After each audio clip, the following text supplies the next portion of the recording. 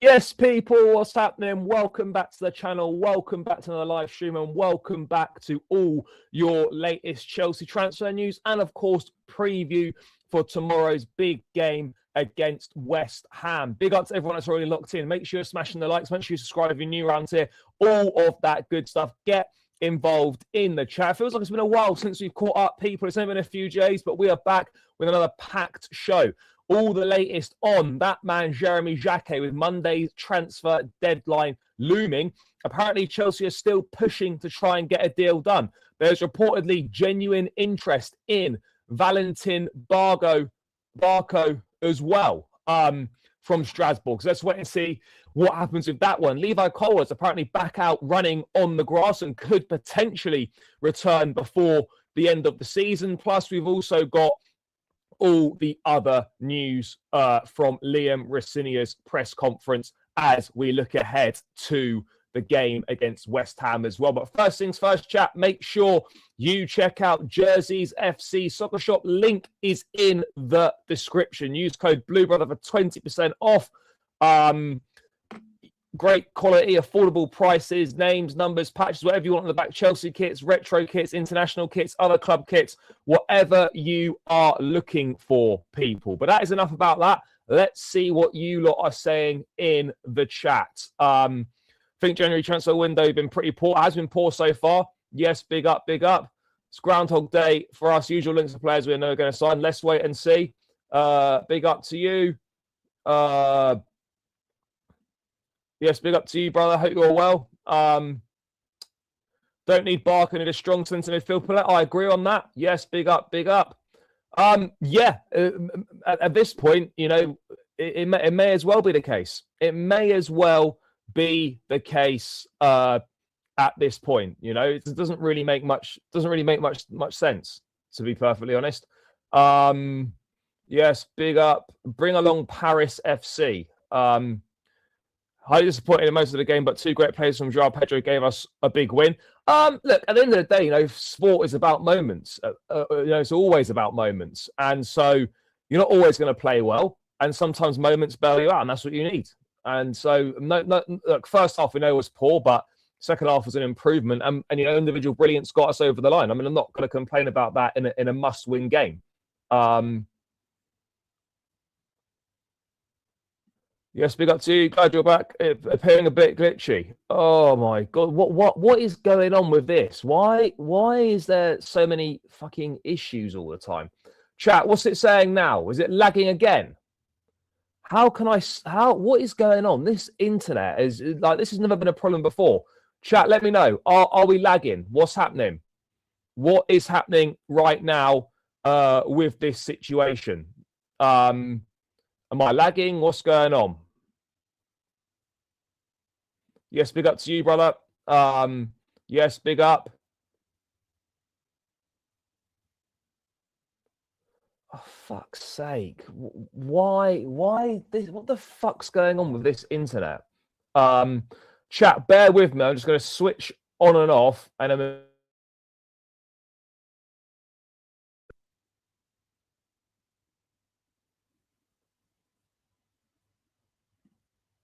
right, chat. What are we saying now? What are we saying now? Is that better? Are we better? Let me know. Let me know. Looks like we're moving a bit clearer now. It looks like we're moving a bit clearer. Looking good. Fantastic. Right, chat. Just keep me updated on that. Keep me updated. But let's get straight into it, people. Let's get straight into it, because as I said, transfer deadline day is looming on Monday. I think the window closes at 7 p.m. UK time. So we have got until 7 p.m.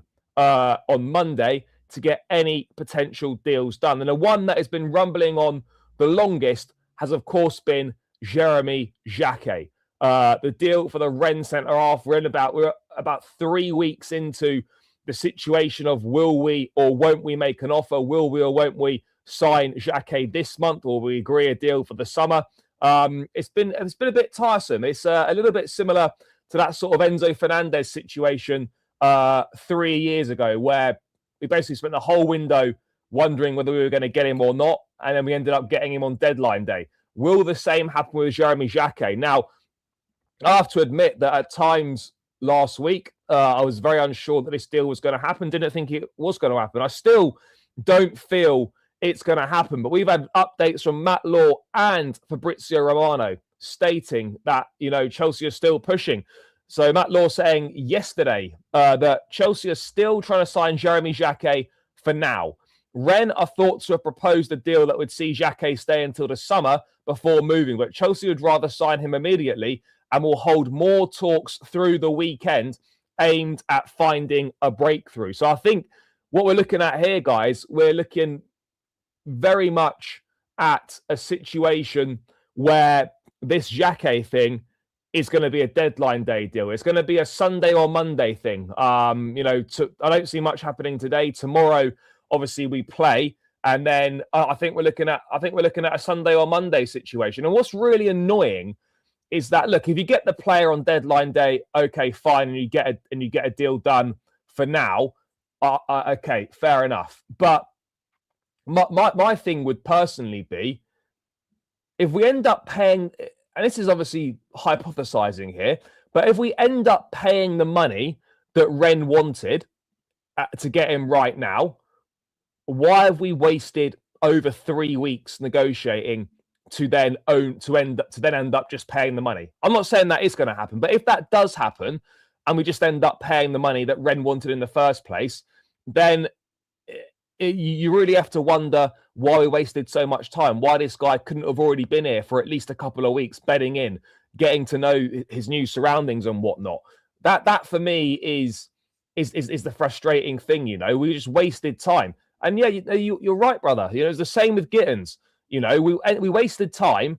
We didn't want to pay a Club World Cup premium, and then ended up paying more for him after the Club World Cup. So it didn't make sense at all. Didn't make sense at all. Now we do, and look, I don't want to see that set up from Rossignol ever again. That we saw from the start against Napoli. One centre back, Fofana playing central centre back. The whole thing didn't work at all. I don't know why he deviated from the back four. We've known since the moment Colwell went down, we've needed someone capable of playing the central centre-back role, and we haven't got someone at this point in time. The only person who can get close to replicating that is Tosin, and we know that Tosin is not of the level required. So, yeah, that central centre-back role is key to be filled. Chelsea, I think Matt Law adding that that's exactly where they see Jacquet playing. Yeah, exactly. Jeremy Jacquet is seen as the ball-playing defender who would help Liam Rossignol implement his style of play. Well, what about the ball-playing defender we needed for Enzo Maresca? What about the ball-playing defender we needed in the summer? It's 6 months too late, and it's better late than never. But I sort of look at this situation and just think, guys, why do we seemingly waste so much time? Why do we waste so much time? In my view, there doesn't really seem to be any reason as to why so much time is being wasted. Because the way I see it is, right, the way I see it, chat, the longer the window goes on, the less and less likely Rennes are to agree a deal to sell him this month. So I'm sort of thinking, well, if you're just going to do a deal for the summer, then there's not actually really a rush to get a deal for the summer done now, because you can agree a deal for the summer in February, March, April. It doesn't really matter. You can agree a deal like that outside of the window. We need someone now. So I look at it and I think, right, okay, Chelsea need someone now. Just use Mamadou Sarr, use Aaron Anselmino. You know, if you can't find someone in the market that you think is good enough to do that role, bring back someone that you've already invested in and bring back someone who knows that role, you know. And Mamadou Sarr makes the most sense. Liam Rosenior knows him very well, has worked with him before. You know, he's played a lot more senior football than an Anselmino or a Jeremy Jacquet. You know, he's an international. He's won the African Cup of Nations. He played in that final. He played very, very well. You know, he's been a regular at Strasbourg for the last 2 seasons. He's played in European football in the Conference League. This is someone who, you know, yes, might only be 20 years of age, but has got considerably more experience than Jacquet, and has got considerably more experience than Aaron Anselmino as well. So for me, unless Jacquet is going to come right now, I don't really understand what we're waiting for. What are we waiting for here? Would be my question, because you can't still be deciding whether you're going to pay the money or not. You can't still be deciding, are we going to pay the money or are we not going to pay the money? There's no way you can still be waiting to see if that's the case. You just can't. You just can't still be waiting.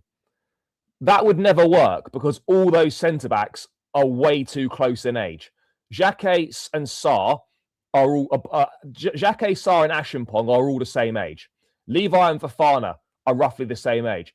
You're not going to long term having 5 centre backs who are all of the same age is not going to work.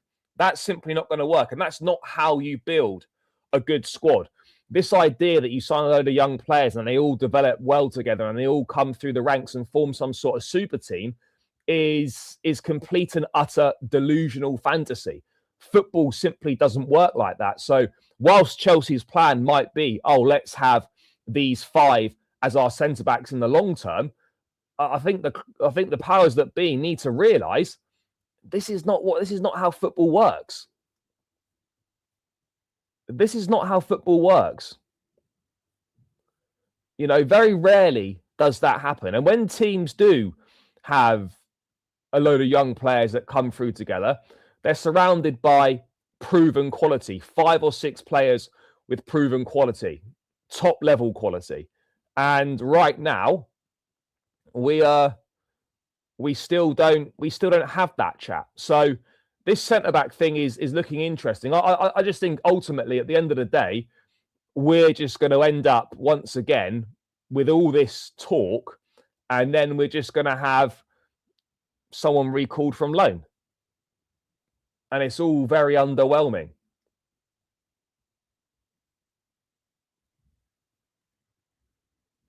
Yeah, but what they'd probably do is they'd send they would send Anselmino to Strasbourg as the replacement, or they would buy someone else at Strasbourg. But I think they'd send Anselmino to Strasbourg. That's ultimately, I think right now, if you're asking me what's more likely, Chelsea sign Jeremy Jacquet or Aaron Anselmino goes to Strasbourg to replace Mamadou Sarr, I think it's far more likely that Sarr comes to Chelsea with Anselmino going the other way.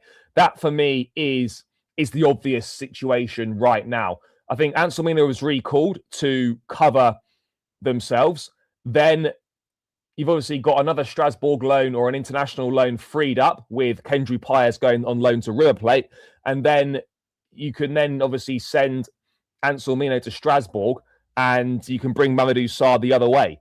That for me is what makes sense.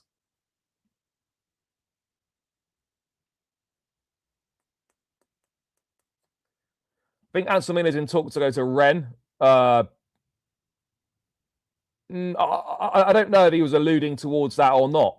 I mean, could you have a situation where Look, I mean, look, in theory, you know, I'm not saying that's an impossibility. I've just not seen anything making that suggestion. But you could absolutely say that. You could say that, you know, if Chelsea, as part of the deal, sign Jacquet to come now, then they'll loan Aaron Anselmino to Rennes to sort of compensate for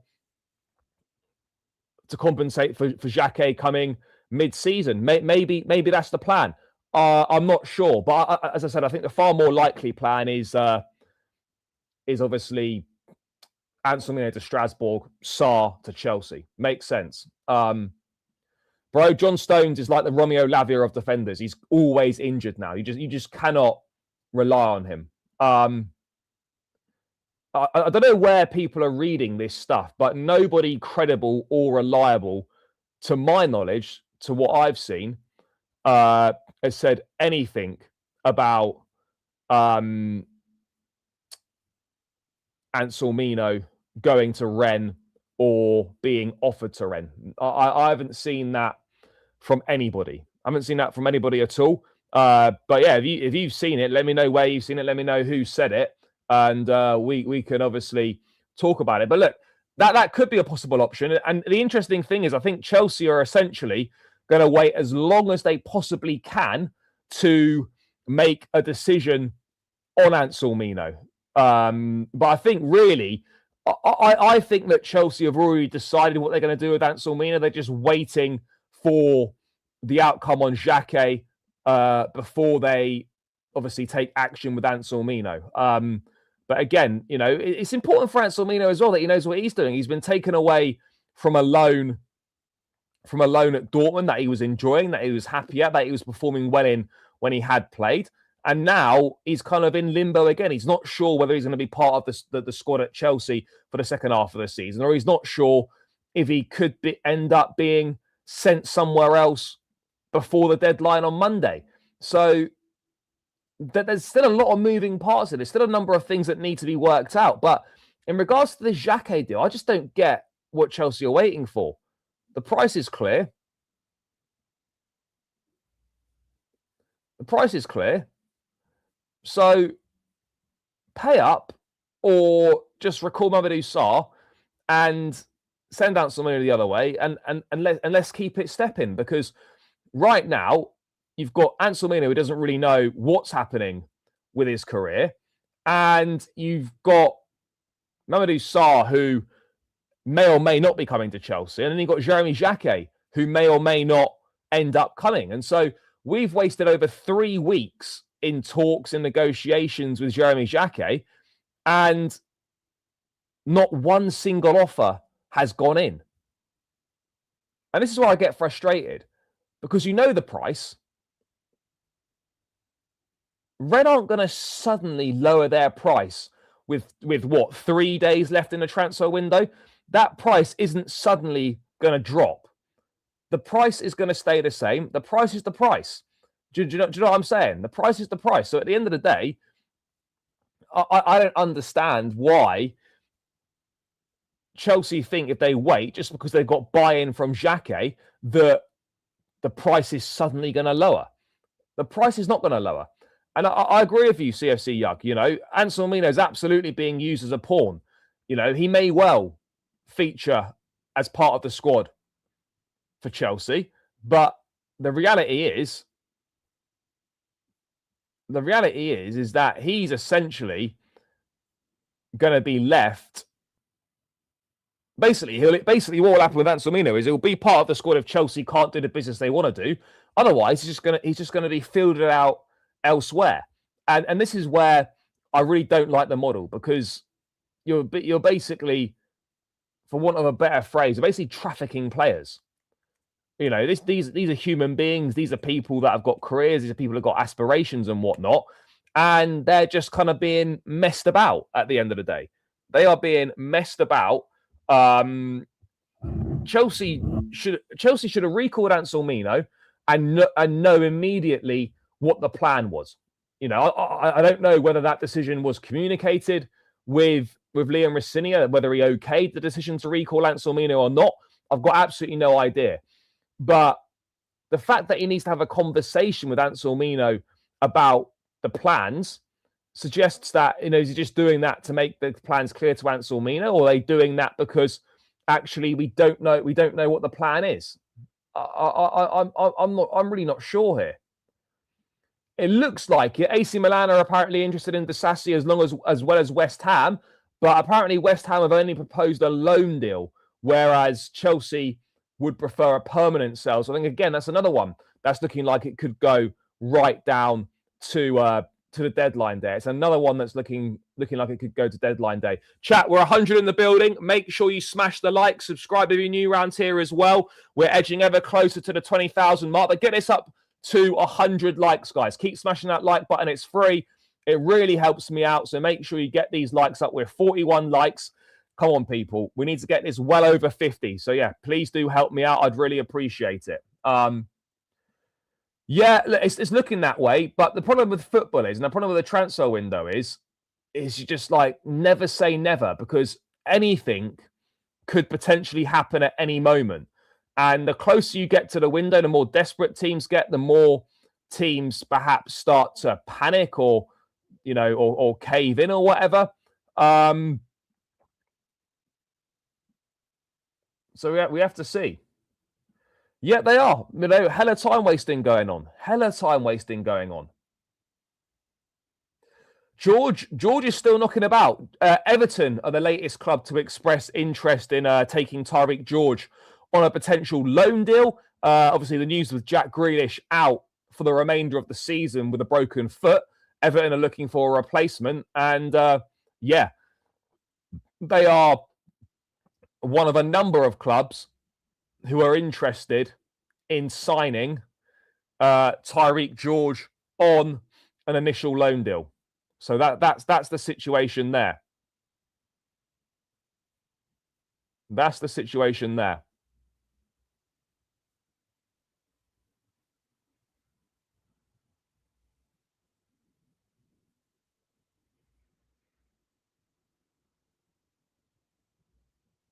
So we have to see.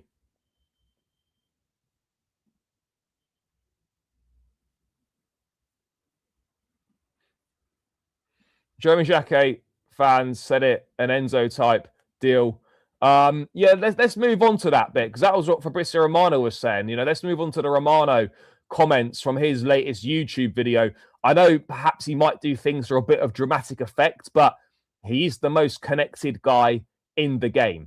So let's get on this. So he's been saying this for a while now. Chelsea really wants Jeremy Jacquet now. This reminds me of Enzo Fernandez's story when Benfica didn't want him to leave, and then he joined in January. The difference is that Jacquet has no release clause and will be very expensive to let him leave this season. But Chelsea know this and want to try and insist to bring him now. Let's see. Jacquet will be special player, and the race is on. But that's the key difference here. That's the key difference here. There is no release clause, but it's similar in that sense, because we know what the price is. So whilst there's not a release clause, we do know the price, and the price is £60 million, roughly 65 million euros. So there may as well be a release clause. Is essentially, why are Chelsea waiting to decide whether to pay the money or not? I get it. I will be very annoyed if we end up waiting until deadline day and then we just end up paying the money. Because as I said, you're wasting time. You want these players in as quickly as possible. I understand that these things are complex, these multi-million-pound deals, there's a lot of red tape to go through. There's a lot of agreements between multiple parties that need to be reached. But at the same time, if you do end up just paying the money on deadline day, you have to ask why this wasn't done 3 weeks ago, and why this guy has not already made his debut and has had time to settle in. Because if you come in on deadline day, it makes it even more difficult. It makes it even more difficult. No, we absolutely do. We absolutely do. There's way too many people involved in the decision making. Way too many people involved. You cannot have that many people involved in a decision making when it comes to transfers. It's just, you just can't. Hydro, could we really get Valentin Barco? Not this window, but I think if you look towards the summer, there's a very, very strong possibility that could be the case. We will move on to the Valentin Barco stuff. Anselmino to Strasbourg will be very irresponsible too, traumatizing young kids. Like, this is not wise. Look, I think what I would say, though, Anselmino to Strasbourg is a downgrade because Dortmund are, one of the best teams in the Bundesliga, whereas Strasbourg aren't one of the best teams in Liga. He was playing Champions League football with Dortmund. He's going to play Conference League football if he goes to Strasbourg. So everything about it is a downgrade, but he will be playing in the Chelsea way, as it were, because obviously Strasbourg and Chelsea, Blue obviously want Strasbourg and Chelsea to play in a similar style of football. I think we're overpaying for potential. Bro, we've done this. We've built this rod for our own backs because we've overpaid for a lot of potential in the last 4 years under this ownership. And so, unfortunately, we have contributed to that situation. Now, you look at whether Jacquet's worth that. Rennie's worth that. Is he worth that? He's probably not. But sometimes if you really want someone, you have to accept that you're probably going to end up overpaying at some point. Big up to you, mate. Got back from Napoli yesterday. So did I. What a great away European football. Yeah, it was good. It was good. Apart from being a little bit on edge in case you were going to get done in. But it was good, mate. It was good, mate. Support was very good. Stadium was great. Even though the concourse was terrible. But yeah, it was all good, mate. It was all good. Can we send for Fana the opposite way? We won't be sending for Fana the opposite way. I wouldn't go. I wouldn't go as far as saying we're not interested in Jacquet. I don't think. I don't think that is the case. I think we are interested in Jeremy Jacquet. I just don't know whether the extent of our interest is being over exaggerated potentially. But chat, we will have the answers. We will have the answers very, very soon. We'll have the answers in the next 3 days. We should have the answers. So it's not long to find out whether this was genuine, whether there's genuine interest in Jacquet.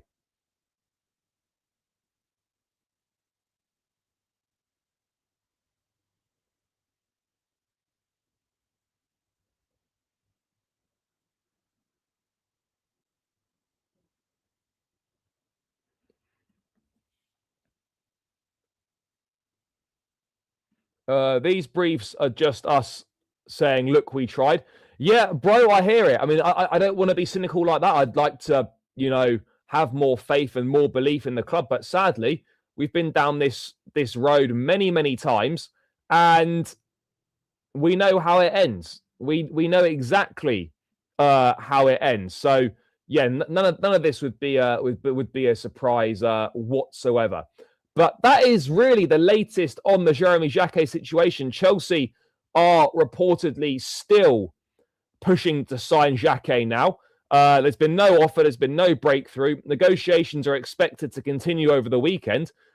And I, for one, I feel like I know what's going to happen, but I will reserve full judgment until it does happen. But that is the latest on Jacquet. Chelsea's still trying, but no offer has been made yet. No offer. People don't realize how complicated. Bro, it's not complicated. It's not complicated. Pay the money, and he's yours. It's not difficult. It's not like there's loads of moving parts to this.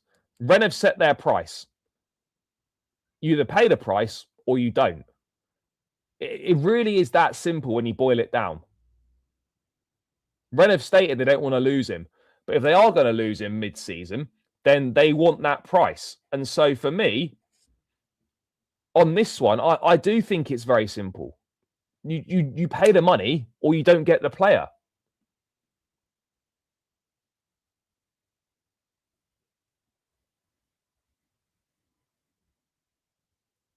Bro, he's not forced anything.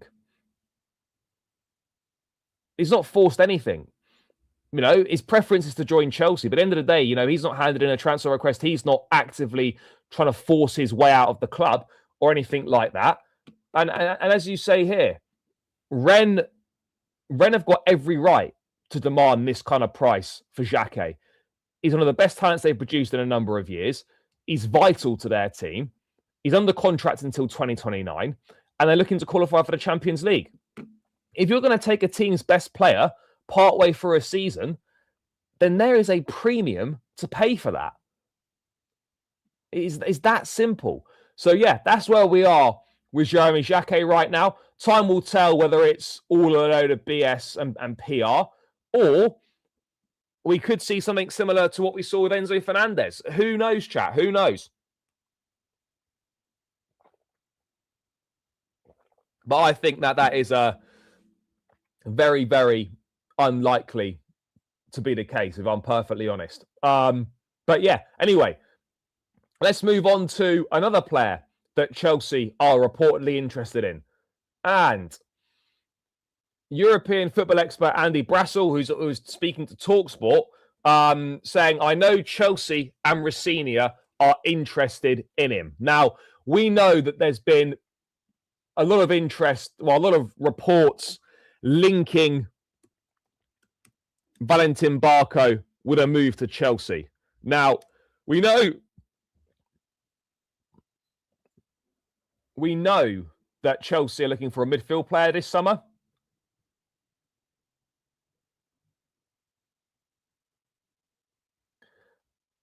We know they're looking for a midfield player this summer.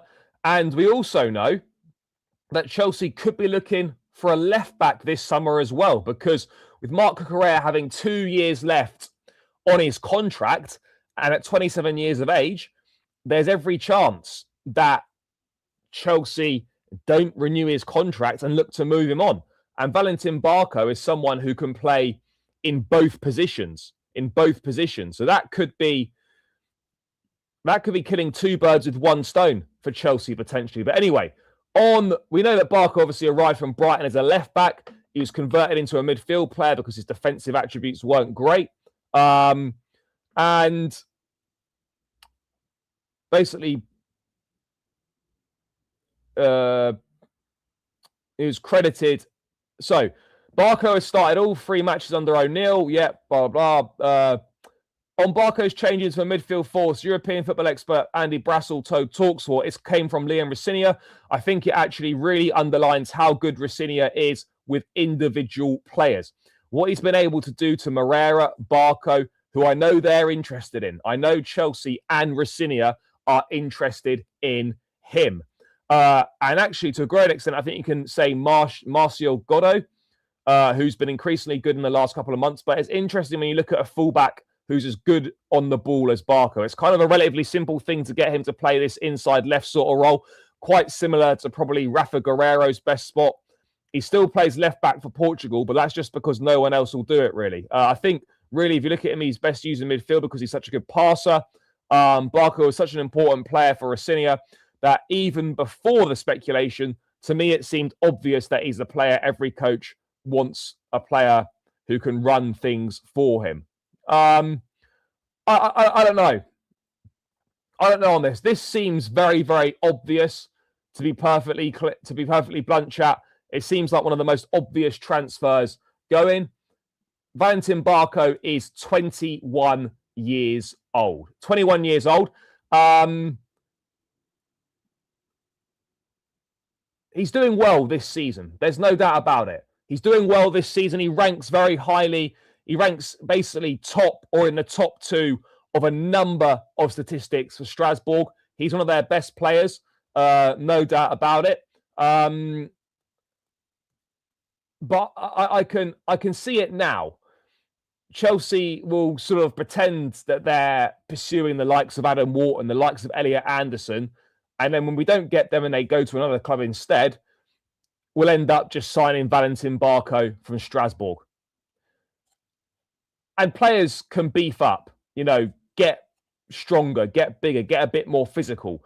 But my concern with Barco is a lack of physicality. Now, in France, you can get away with that because the league's not as physical. Perhaps it's a bit more technical than the Premier League is. Maybe it's a bit more tactical to a certain extent. But the Premier League, one of the biggest things that players struggle with is the physicality. And especially if you're going to be a midfield player. Especially if you're going to be a midfield player, you need the physicality. You need that physicality, chat. You absolutely need the physicality if you're going to play in midfield. Is he any better than what we've got in midfield? Is he better than Enzo Fernandez and Moises Caicedo? No. Is he better than Andre Santos? No. Is he better than Romeo Lavia when he's fully fit? No. So I don't know really whether this is the sort of signing that we should be making. I would want someone better. I'd want someone with more proven quality. Chelsea should be signing an Elliot Anderson or an Adam Wharton. Now, we could still sign potentially one of those. We could still potentially sign a Wharton or an Anderson. But if Chelsea are looking for a new midfield player as a priority to ease the burden on Fernandez and Caicedo, then you're going to want someone like Wharton, Anderson. I would have taken Ruben Neves this month, but that's not going to happen. I think he's about to sign bro, he's not better than Santos.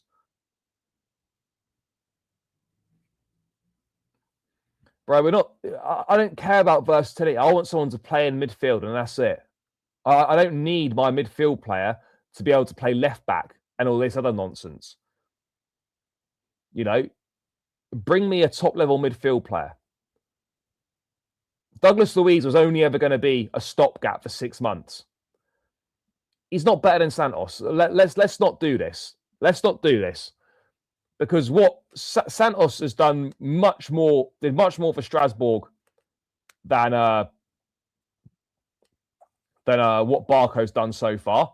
And so, yeah, look, the physicality, the strength element does concern me a bit. I just feel like this is one of those that is just too obvious not to happen because Chelsea always look to... Chelsea will always look to sign the top players from Strasbourg. They will always look to sign the top players from Strasbourg. And this is where it gets annoying, is that to some extent, our transfer policy is just sign whoever's good at Strasbourg, plus a load of youngsters. That genuinely seems to be the policy right now, and that for me is concerning.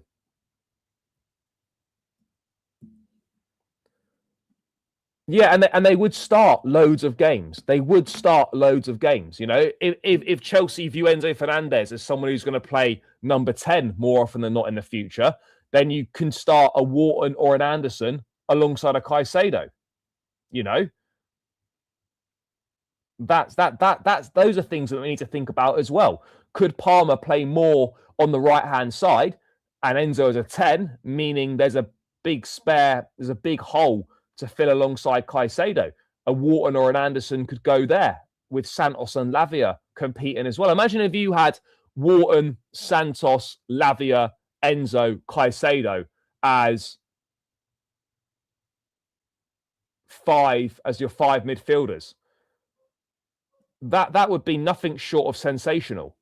It would be nothing short of sensational. So we do really need to keep an eye out on these kinds of things. But I'm not saying that Chelsea are going to get an Anderson or a Wharton, but we absolutely have to do everything we possibly can in order to sign one of those players, because those will be the two outstanding midfield players on the market this summer. There's no doubt about it. There's no doubt about it whatsoever. I mean, in terms of cost, I've got no idea how much Barco would cost? I don't really know. No, I don't think so, because he's not the sort of player that we're looking for. We're not really looking for that sort of creative type. We're more looking for someone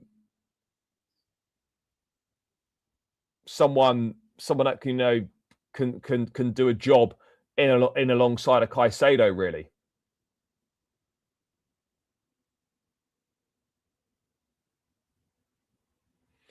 No, bro, English fans do watch other leagues. I'm just saying, I don't think he's anywhere near as good as what you're making him out to be.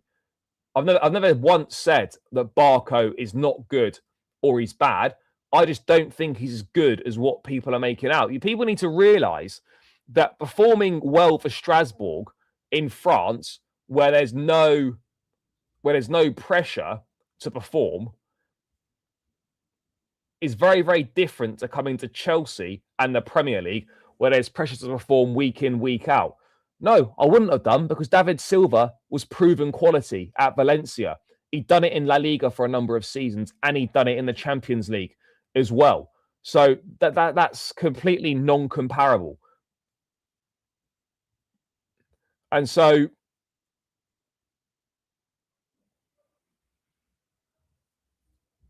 yeah, exactly.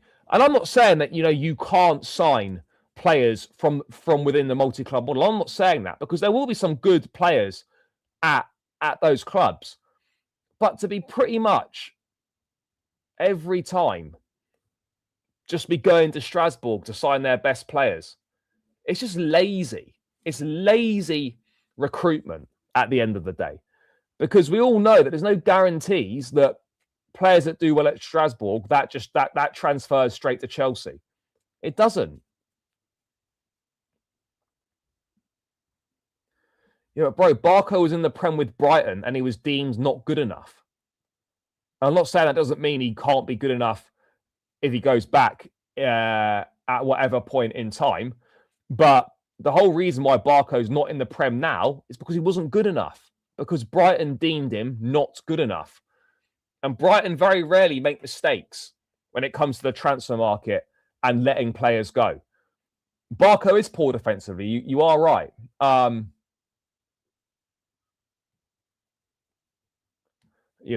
So Barco was in the Prem and he was deemed not good enough. Yeah, no, he's not great defensively, which is why you've seen him in a midfield role, because defensively, yeah, you're right. He's not great defensively. Chat, what's also not great is the piss poor amount of likes going on here. We're 136 in the building. How on earth are we only on 58 likes? Guys, that's piss poor. People, we need to fix up. Come on, guys. We need to fix up, people. Close the live chat. Click that thumbs up button. It really helps with the algorithm, helps boost the content out to more people. And that is what we want. We want more eyes on the channel. So make sure you just quickly hit that like button. Subscribe if you're new as well, guys. But let's get these likes up. This is really poor that we're nowhere near 100 likes right now. We're on 60. Come on, people. Run it up, run it up. It's anything but lazy. If we were to buy... No, but Santos wasn't from Strasbourg. We recruited Santos from South America, from Vasco da Gama, and that's looking like a good signing right now.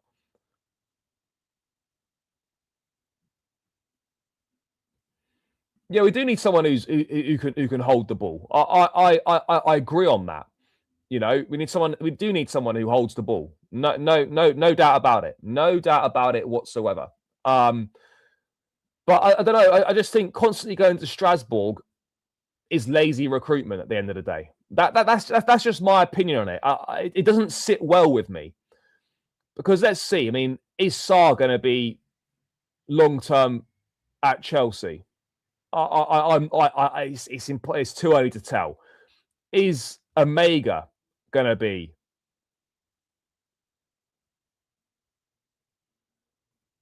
good enough long term at Chelsea? I don't think he is. I don't think he is. And so you sort of wonder, what is the point? what is the point of signing Emmanuel Omega?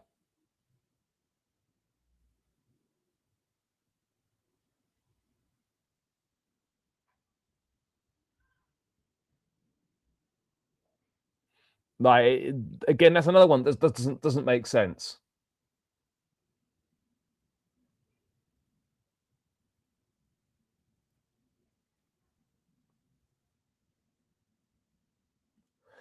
I don't look. We might look at Carlos Baleba, but I don't think I don't think he's I don't think he's one of those that Chelsea will look to go for. His form has really not been good this season. You know, he had a very good first season, and then there were all those links with Man United. The move didn't happen in the end, and his form hasn't really recovered from that. His form hasn't really recovered, chat. So again, I'm not sure how I'd feel about a Barco. Elliot Anderson is one, especially if Forest goes down. I mean, I'd love Forest to go down. Look, regardless of whether Forest go up or whether Forest stay up or go down, Elliot Anderson won't be at Forest next season.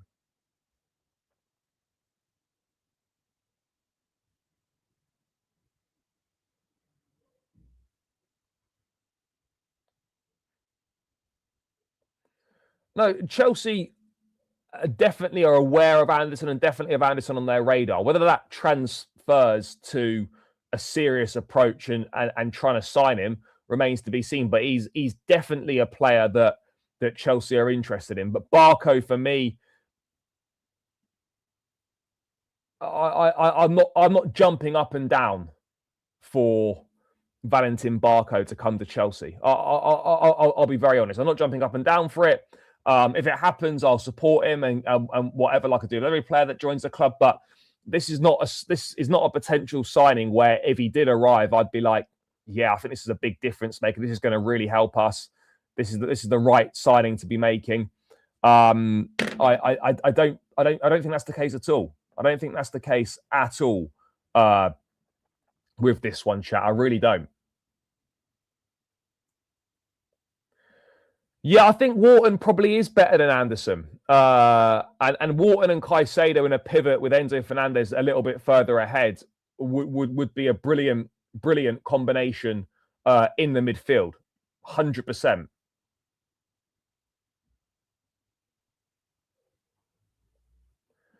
No, Chelsea have got money to spend. You know, there will be money to spend in the summer. There will be more sales in the summer, and perhaps some unexpected sales potentially. Perhaps some unexpected sales. Wharton's not too slow. Sangare, I don't think Sangare is that great. There's a reason why, you know, he's not really pushed on.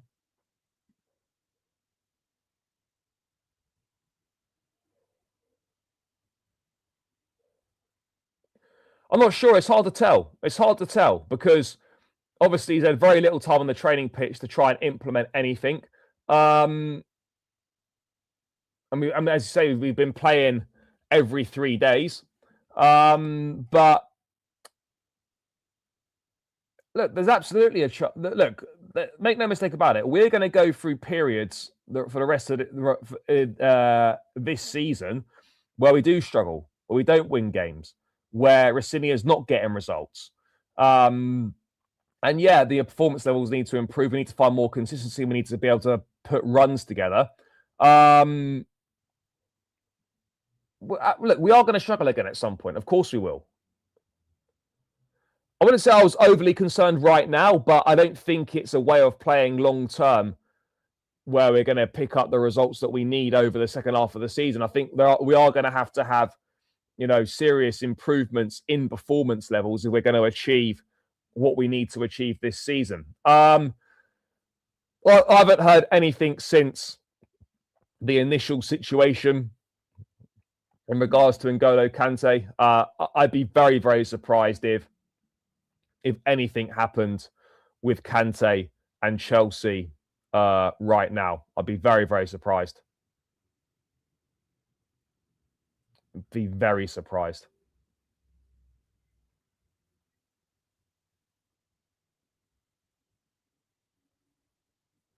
I just don't see that being the case.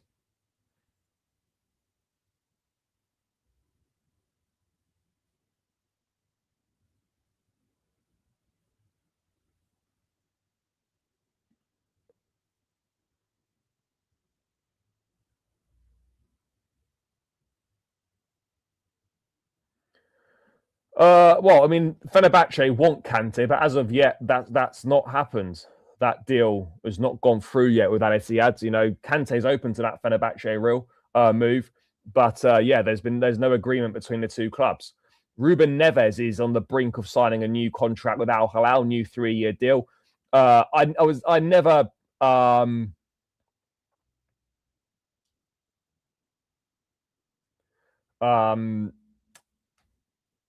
What was I even saying then? Bro, Chelsea are not exploring a move for Vinicius Jr. Chelsea are not signing. By the way, just to clear a couple of things up, chat. Chelsea are not exploring a move for Vinicius Jr. Chelsea are not interested in signing Jude Bellingham and whatever someone else. There was other stuff in here as well. But Bellingham and Vinicius Jr. are not coming to Chelsea. Are not coming to Chelsea anytime soon whatsoever, guys. People keep smashing the likes. With 70 likes now. Run it up, run it up. We need to get to that 100 likes target. Keep it stepping, people. Keep it stepping. It really helps me out. So run it up, guys.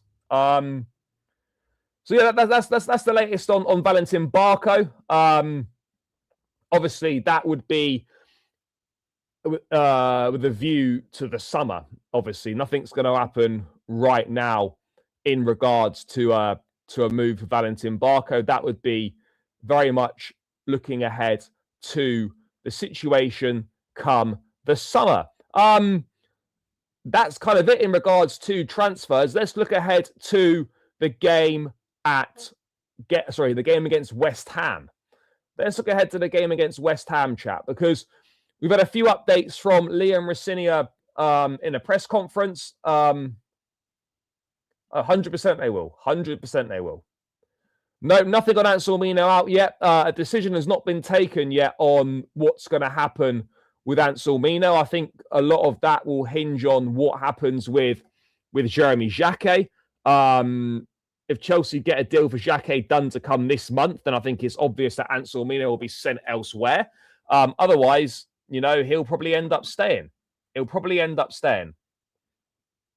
Jackson and Chelsea, I think, is done. Jackson and Chelsea is done. You know, even if he wanted to come back and play out as a new manager in charge, whether you believe those rumours of a fallout of Maresca or not, the fact of the matter is you've got Pedro Delap and Omega. There's not really space for Jackson. So never say never in football, but I don't see a situation in which Nicholas Jackson ends up playing for Chelsea again. They'll very much look to sell him elsewhere in the summer. But let's cover a bit of the news from the Rosinia presser, because obviously he spoke about, you know, Cole Palmer available and ready to start tomorrow. And the other big news from Rosinia was the fact that Levi Colwill could potentially return this season, chat. Could potentially return this season.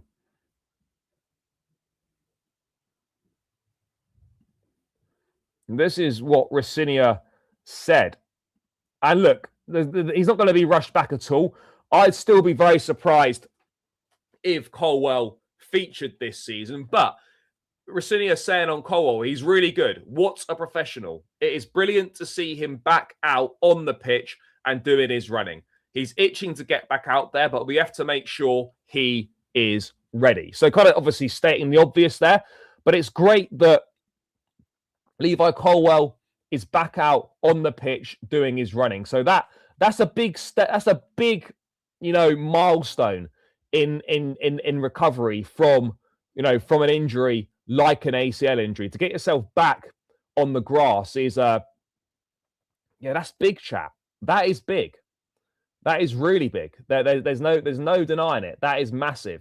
And so that's really good news. Great to hear for Colwell. Obviously, Lavia's back out on the pitch doing rehab as well. But again, in terms of return dates, we haven't got any idea when either of these players may return. I think Colwell probably is our best centre-back. In terms of Colwell going to the World Cup, I don't know. But I agree with you. Given his age, you know, there's no great rush for Colwell to try and make this World Cup. If it was like the last World Cup he might play in his career, then you could understand it a little bit more. But yeah, I don't see any need for Colwell to be rushing to get to this World Cup, because he will have other opportunities to go to plenty of World Cups. So yeah, I don't really see anything in that regard. I don't see anything in that regard whatsoever. In Cole trying to rush himself back for the World Cup, but wait and see. But that was a really good piece of news for Chelsea from the press conference. I mean, Rossinia also confirming, chat, that Cole Palmer is ready to start this game. He's ready to start. He was on the bench. He's also on the bench at Napoli. But now he's now ready to start for this game. Bro, we're not getting Bastoni or Kabasi. Are you mad? Bro, we're not getting any of those players. We're not getting any of those players whatsoever. We're not getting any of those players. But yeah, Cole Palmer also ready to start. In terms of anything else notable from the press conference, there wasn't really anything. You know, talk about Josh Achimpong. Rossinia saying he wants Achimpong to stay. Achimpong will obviously stay this window. Whether he stays in the summer, that remains to be seen. That will be whether he thinks there's a path. Whether he thinks there's a path at Chelsea for the first team football that he wants. That's going to be the key thing here. But yeah, other than that, there were no real other takeaways from. No, they're not true at all. Yes, big up to you. Big up.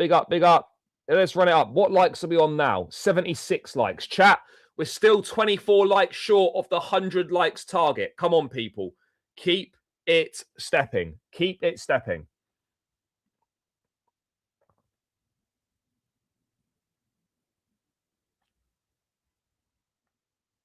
Bro, Cole's not overrated. I agree that he didn't start the season well last season, but he finished it very strongly. He was brilliant towards the back end of the Club World Cup, of the Premier League season. Very good at the Club World Cup.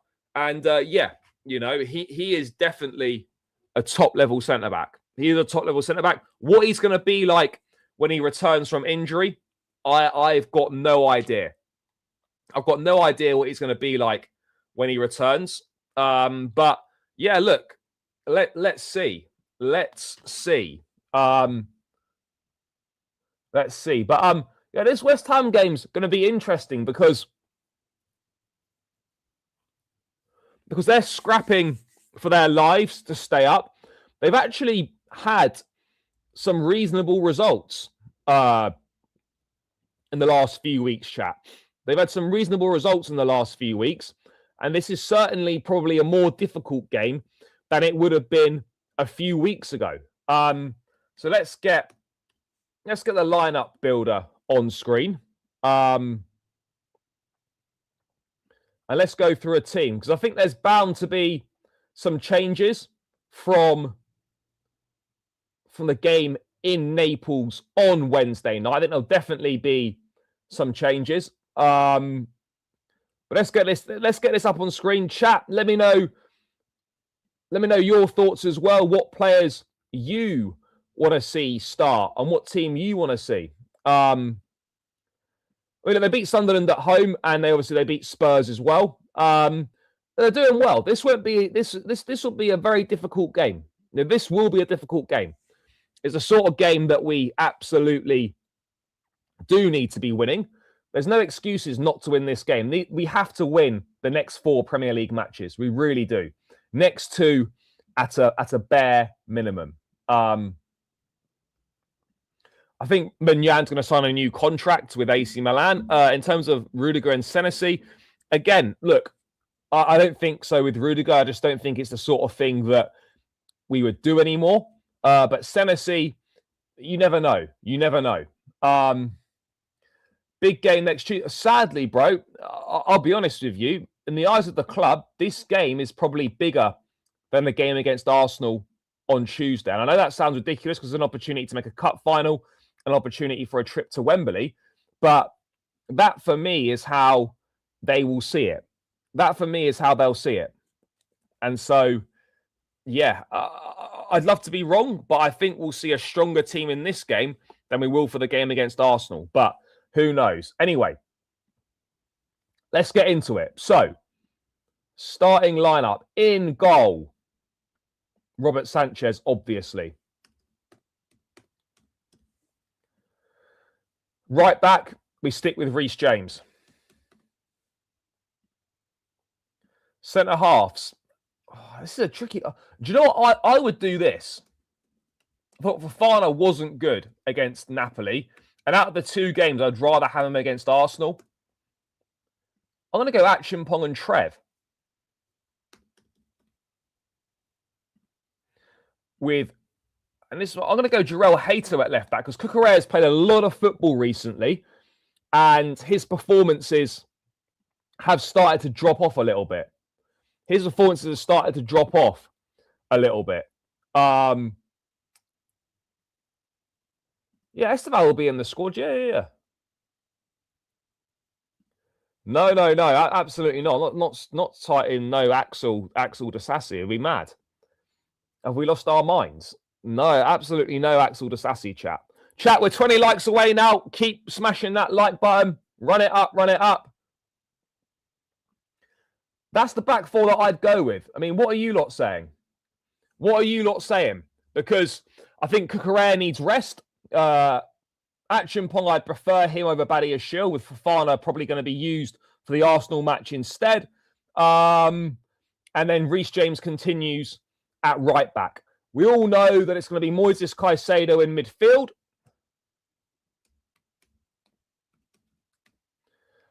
And because I'm going to start Cole Palmer, I'm going to go with Enzo alongside him. I'm going to play Cole Palmer in that number 10.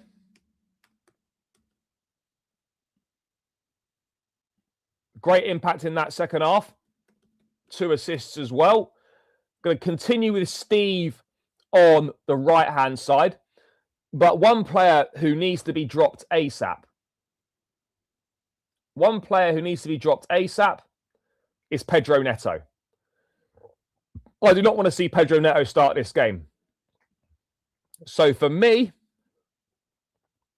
on the left-hand side, I'm going to give I would give Garnacho another opportunity. You could play Gittins, but I think Garnacho has been better than Gittins. I thought he was better than Gittins was against Napoli. I just think on the whole, he's been better than Gittins in general. So I'd go Garnacho and Steve as the pairing, and I'd also play Palmer in the number 10. Now, I know there's probably going to be a temptation from Rossinia to play Delap in this game, but with João Pedro in the form that he's in, then we really need him to continue up front. We really need him to continue up front. João Pedro. Bang. So that there is the team that I'd go with. Has anyone got any selections that they disagree with there? Does anyone disagree with any of those selections? Because for me, I think there's a nice level of rotation there. And then you can get the job wrapped up. You can get the job done, get yourself a couple goals up, and then you can start to take a few players off if you need to. I mean, I'm liking the look of that team. I'm liking the look of that team, especially with the game coming up against against Arsenal at the Emirates on Tuesday. You know, you want to make sure that you're keeping some players fresh for that. You need to be keeping some players fresh for that, without doubt. You have to be.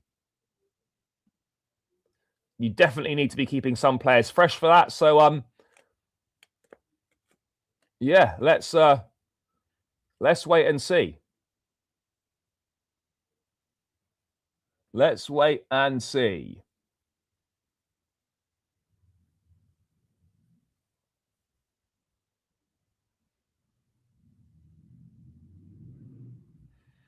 We will wait and see, chap.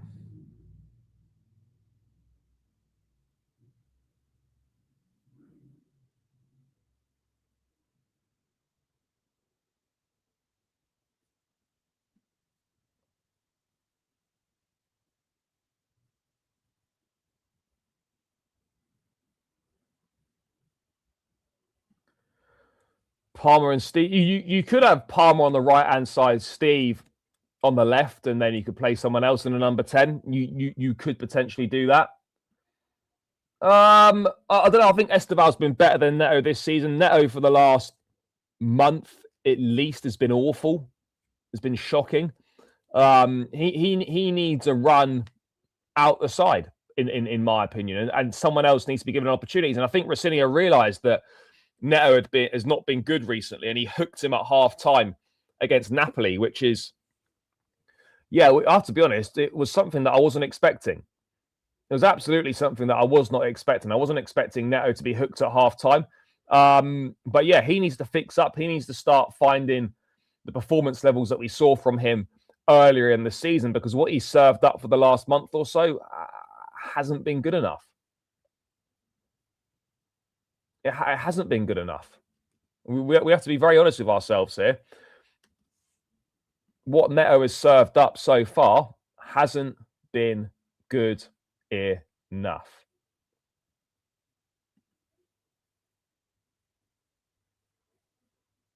And that's the reality of the situation.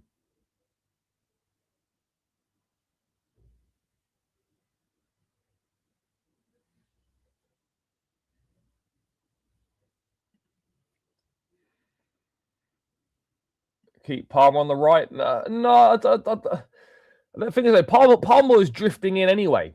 Palmer was drifting in anyway.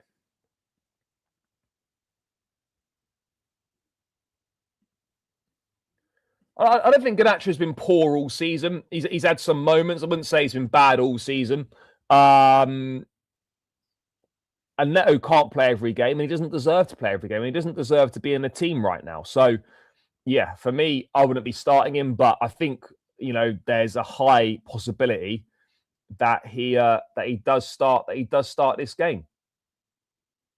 That he does. I think there's a high possibility he does start this game.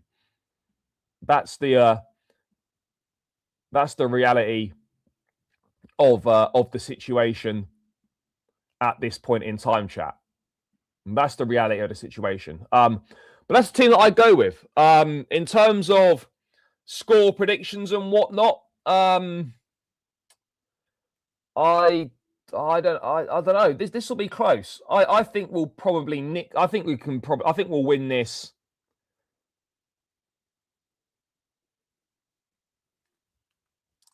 I think we'll win this 3-1. I think we'll win this 3-1. But the performance is especially at home, I need to see a better performance than what we saw against Brentford and Paphos, because the performances in Rossignol's home games have not been good. I thought the performance against Brentford was poor. The performance against Paphos was also poor. And the performance in the first leg against Arsenal, that wasn't great either. That was not great either. We have to be brutally honest here. But for me, I personally feel it'll be a 3-1 win to Chelsea. I wouldn't be surprised if we went a goal down or if it went 1-1 or whatever. But I think we will. I think we will prevail. I think we'll prevail 3-1 is my prediction. Chat, guys, get your score predictions in. Get your score predictions in. I am going for a 3-1 Chelsea win. 3-1 Chelsea win. Let me know your score predictions, guys. Get your score predictions in. And let me know what you lot are saying.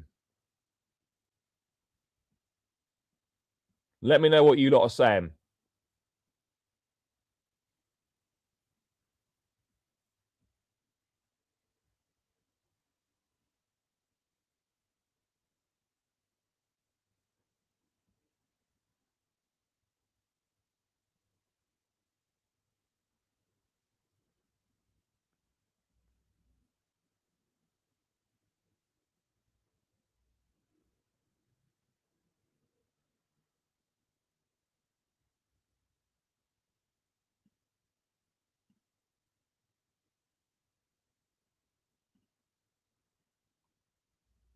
Three 1, 4-0, fair. 2-1, 2-0.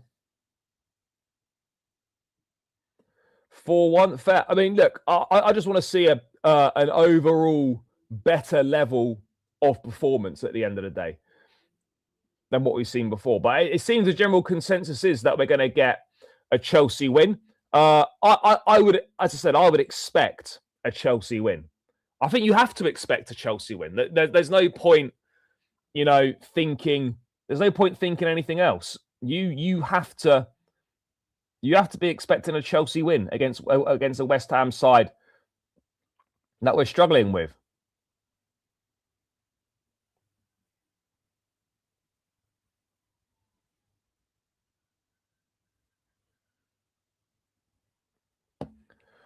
So yeah, 3-1 for me. We're having a few more score predictions coming in. 95, predicting 95 likes. I mean, that would be nice. I mean, what are we on now? Now we're still only on 83. There's a must-win game. There's absolutely no excuses. I fully agree. This is a must-win game. As I said, we've got that favourable run of fixtures now. We've got to get these points on the board because we've got some difficult games towards the end of the season. So we've really got to get the points on the board big time for this game. In this run of fixtures. In this run of fixtures, you've got to get the points on the board ASAP, people. Did say 4-1, but I'm not sure now. 3, as long as we win, it's the main thing. 4-3 is a bit of a mad one. Bit of a mad one for a 4-3. But let's have a look. Let's have a look what else is been happening. Let's have a look what else has been happening. If there's any other news. Let me look.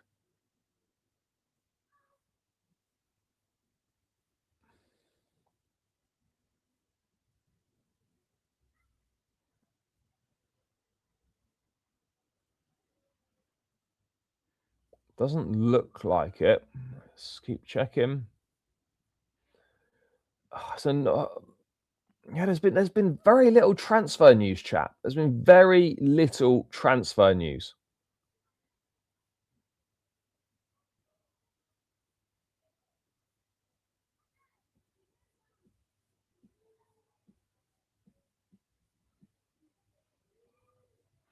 No, it's very little.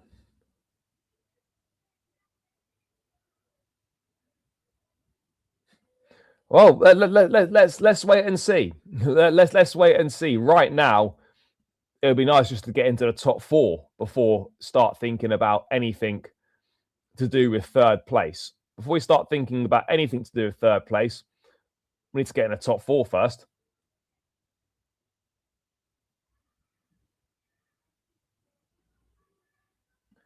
Yep. Monday will be the big one. Monday will be the big one. Well, we don't know yet.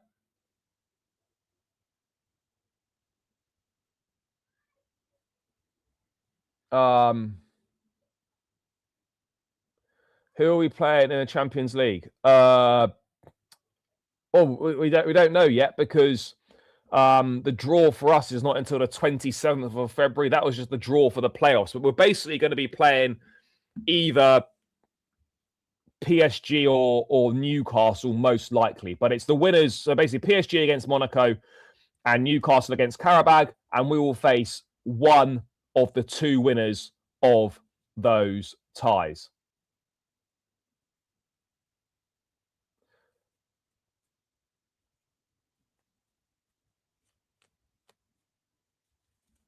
So yeah, we'll see. Yeah, Sterling's now gone, which is a relief.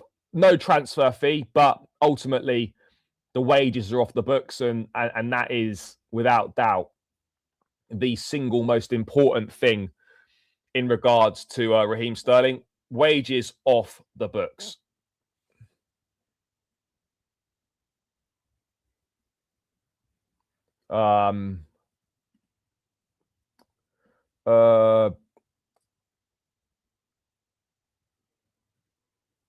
Big up to Deji. Yeah, Tuesday I'm going to the Emirates, so probably won't be around. But yeah, possibly at some point next week or the week after or whatever. Should be able to do something. Well, I mean, look, I prefer Newcastle over PSG, but PSG is obviously the more glamorous tie, isn't it? I mean, just playing Newcastle in the Champions League is fucking it's boring, isn't it?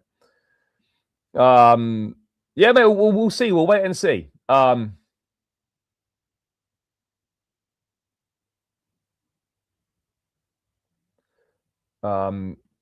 no, fair. No, look, it absolutely is a win. It absolutely is a win because he's gone now, and we're not paying him over 300 grand a week to do nothing. So yeah, that look, it's a win-win at the end of the day. Sterling gets to choose whatever club he wants to go to. We're no longer forking out hundreds of thousands of pounds per week for someone to do nothing. So yeah.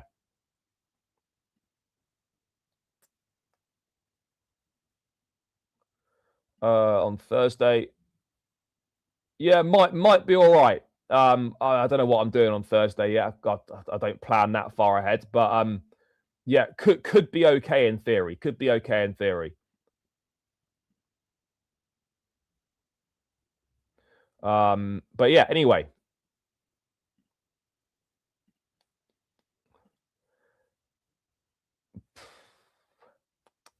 Yeah, big game coming up, chat. Big game coming up. So tomorrow, 5:30 kickoff. 5:30 kickoff. Exciting times, people. Exciting times. 5:30 kickoff.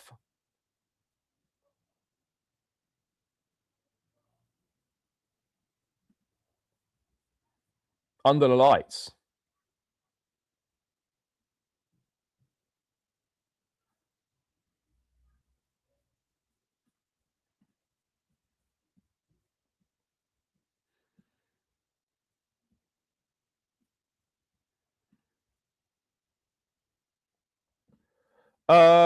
Yeah, there will be.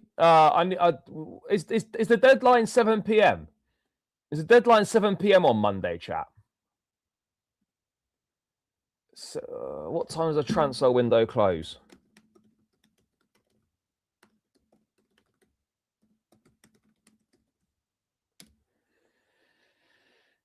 Yep, 7 p.m. So, February 2nd, 7 p.m.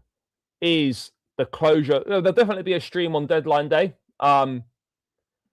It would be amazing. It would be amazing, but I'm fully aware that that is going to be a difficult task. It's absolutely going to be a difficult task, chat. But not impossible. Not impossible. But we're very much backs to the wall in that one. Very much backs to the wall in regards to that.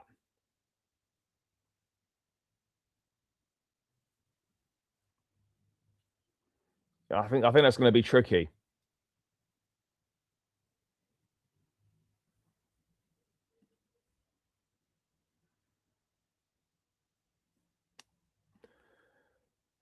But it'd be some story, wouldn't it, chap? It would be some story if we were able to do that. It'd be some story.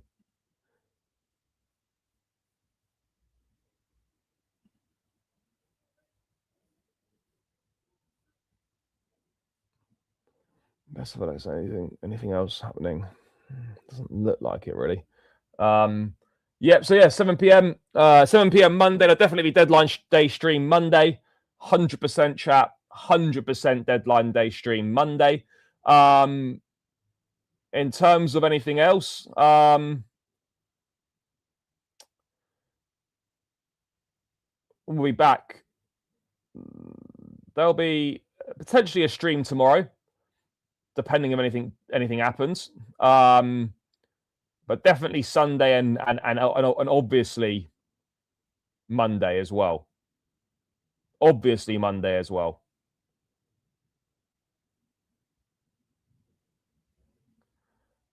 But it's gonna be interesting to see what happens.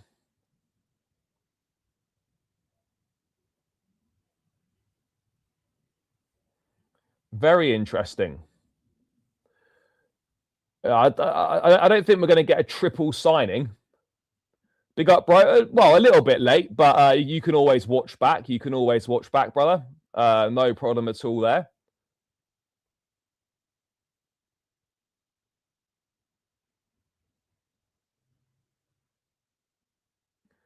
If I'm being honest, chat, if I'm projecting ahead, I think what will happen is we'll send Anselmino to Strasbourg and we'll recall Mamadou Sarr, and that will be that. The deadline, the cutoff is Monday, 7 p.m. 7 p.m.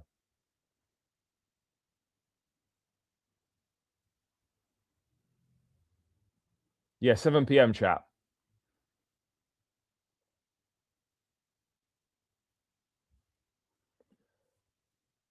Fair enough. Look, I don't see that being the case, but I could be wrong. I could be wrong, chat.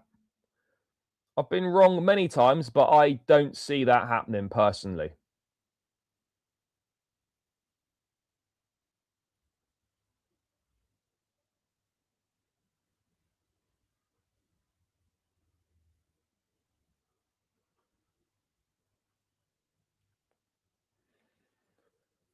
Well, I think you know what you're going to get from Nuno teams, but yeah, he has been a bit unpredictable recently. If Palmer starts tomorrow, he won't play the Arsenal game. Yeah, bro, I hear it. I hear it. I was saying this the other week that I personally don't feel Chelsea are going to play their best team in the second leg of the semi-final. I don't think they're going to go with our strongest lineup. You know, that's genuinely how I feel about it. I don't believe they're going to go with our strongest lineup, chat.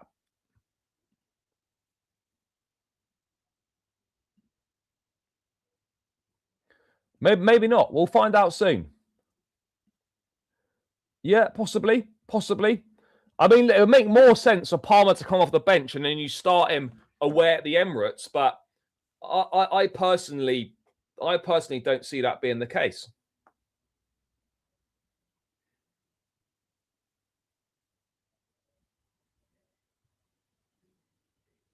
I don't see that being the case, chap.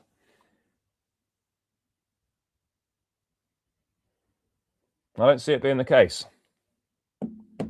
But we'll see. We will see.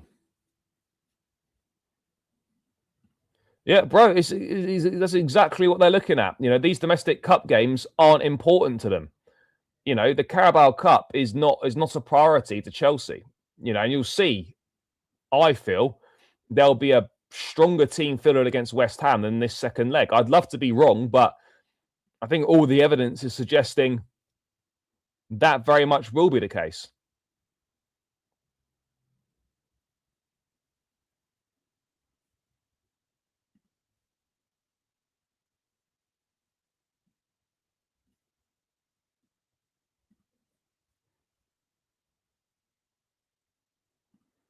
Mate, you can follow me on Twitter. I suppose I can just put it in the chat.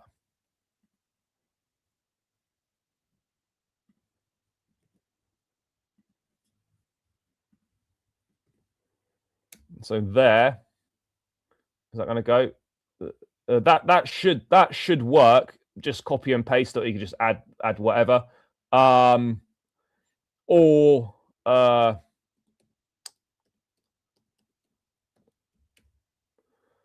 or Instagram?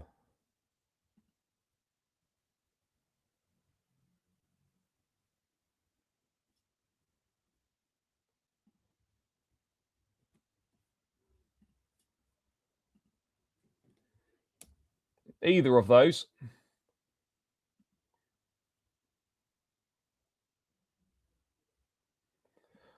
They better not be doing that. They better not be doing that.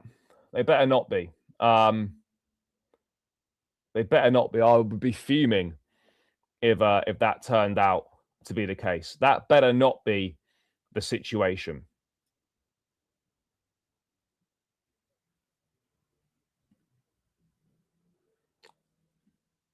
Yeah, he better. He better.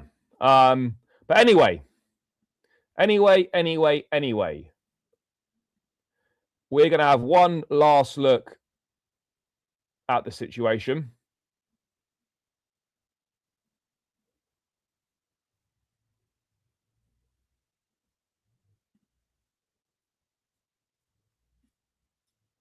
See if anything's happened.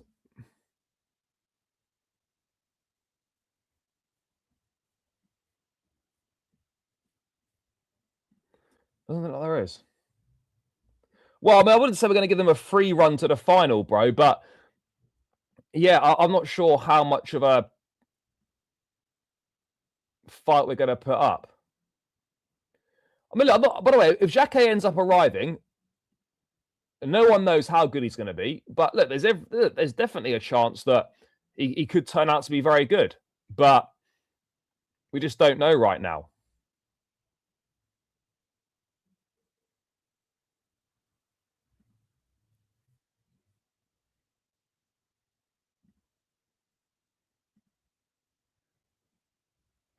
You know?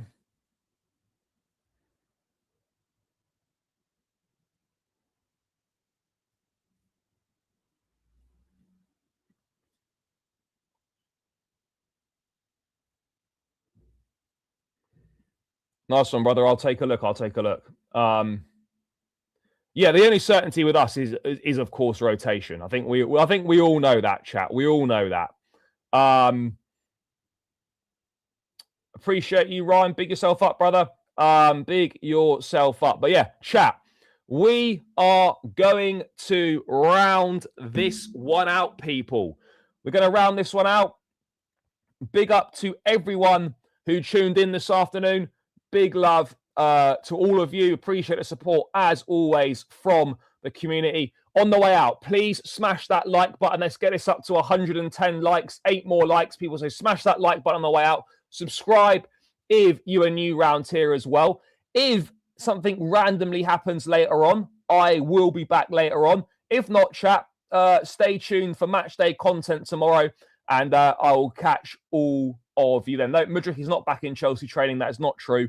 Until then, guys, run the likes up on your way out. Subscribe if you're new round two. We're edging ever closer towards 20k. And yeah, enjoy the rest of your Friday night. Enjoy wherever you're watching the game tomorrow. And I'll catch up with you guys then. Up the Chelsea, and we're out of here. Love.